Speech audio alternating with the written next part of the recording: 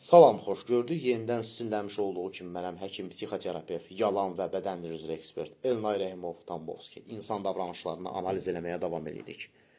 Bağışlamaq və barışmaq. Bunlar eyni şeylərdirlərmi? İlk baxımdan, ilk baxışdan elə görünür. Elə görünür ki, əgər barışıblarsa, demək ki, bağışlanılma var. Yəni, bağışlayıbdır. Bağışlayıbsa, deməli, barışıbdır. Əks halda başqa cür ola bilməzdir. Lakin bunlar fərqli-fərqli şeylərdirlər. Barışmanı ilk öncə incələyək. Barışma duyğularla, emosiyalarla əlaqəlidir. Duyğusal bir prosesdir.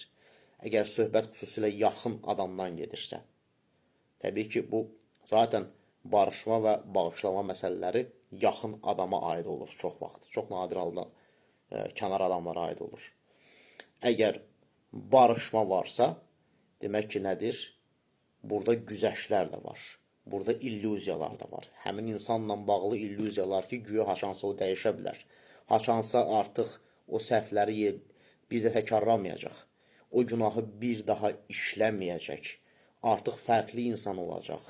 Artıq layiqli bir insan olacaq. Sanki artıq öz ailəsinin və yaxud da yaxınların qeydinə qalacaq. Onların ehtiyaclarını ödəyəcək.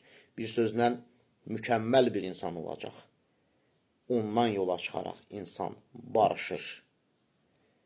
Yəni, bu barışma prosesi nəticəsində insanın bağışlanılan, barışılan daha doğrusu insanın etdiyi səhvlər və günahlar ya görməzdən gəlinir, ya önəmi azaldılır, ya da bəzən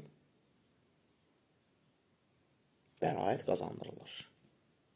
Eləyib, əslində səbəbləri var idi. Yəni, bunlar çox təhlükəli məsələlərdir. Amma indi gəlirik bağışlamaya. Bağışlama tamamilə başqa bir şeydir. Bağışlamanın duyğu ilə bir əlaqəsi yoxdur əslində. O, şuurlu olaraq qəbul edilmiş bir qərardır.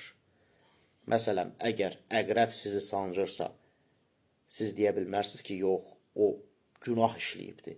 Mən onu heç vaxt bağışlaya bilmərəm. O, onun təbiətidir. Özünü qorumaq üçün sancır. Və yaxud da bir aslan ceyranı parçalayanda deyə bilmərsiniz ki, ceyran yazıq, amma aslan necədirlər, çox əclafdır, çox şərəfsizdir. Niyə o ceyranı parçaladı? Bu belə də olmalıdır, çünki onun təbiətidir. O həyatda qalmalıdır. Yəni, kainat, Tanrı onu belə yaradıb ki, o yırtıcı heyvandır. Yəni, burada biz deyə bilmərik ki, ona qarşı kin saxlaya bilmərik, yəni. Yəni, bu şuurlu şəkildə qəbul edilmiş bir qərardır. İnsanda da belə bir şeydir. Yəni, insanın səhvlərinə və günahlarına görə biz onu bağışlayırıqsa, biz şuurlu bir seçim edirik ki, bu adamın zaten təbiəti belədir, bu başqa cür ola bilməz. Yəni, biz onu bağışlamağımız o demək deyil ki, onun səhvlərinə göz yumuruq. O barışmadaydı. O demək deyil ki, biz onun səhvlərini önəmini azaldırıq. Bu o demək deyil ki, biz onun səhvlərini yox sayırıq. Bu o demək deyil ki, biz onun səhvlərinə bəraət qazandırırıq. Eyni zamanda da günahlarına. Bağışlamaq demək, əslində, ilk öncə özünü əsarətdən xilas etmək deməkdir. Yəni, qurban rolundan xilas etmək özünü deməkdir. Yəni, sən artıq negativ hisslərin qurbanı olmursan sadəcə. İkincisi isə sənin düşüncəni, davranışlarını və emosiyalarını başqaları artıq müəyyən eləmir onun müqəddəratını. Sən asılılıqdan əslində azad olursan və həmin adamı da azad eləyirsən. Bağışlamaq bu deməkdir. O demək deyil ki, bağışlayırsansa sən o adamla barışırsan. Bunlar ikisi bir arada görünə bilərmi? Ola bilər.